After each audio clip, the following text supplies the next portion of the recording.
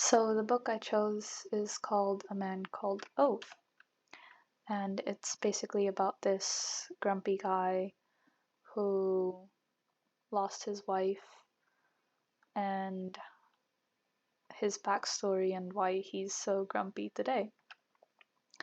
After he lost his wife, he became really depressed because his entire world revolved around his wife.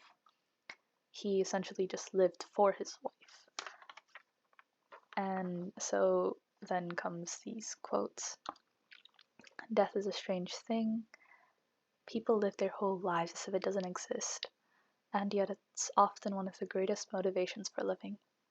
Some of us, in time, become so conscious of it that we live harder, more obstinately, with more fury.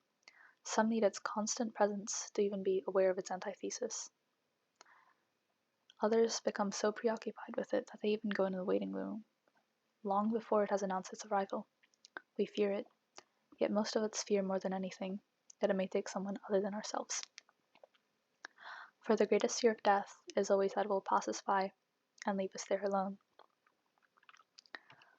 So I got this book, and a lot of people said it was sad, and it didn't really meet that because I didn't this one. But it was still good because the characters are really relatable, and you can really relate to Ove because he has a very fleshed out character, and also my mom got in a car accident prior before this, and I also kind of reacted the same way, so it just made it that much more relatable. So that was also the saddest part of the book, when they got in a bus accident with a drunk driver. His wife actually got permanently disabled. It doesn't really mention like what happened, but she went to the hospital and she was disabled. That was the saddest part of the book. Opposite to that, the funniest part of the book was probably mainly because of his writing style. It really portrays how sarcastic or like sardonic Ove is. He uses words like twit or like you bloody twat, and I found it really funny. So at the same time, though, his writing style is kind of predictable.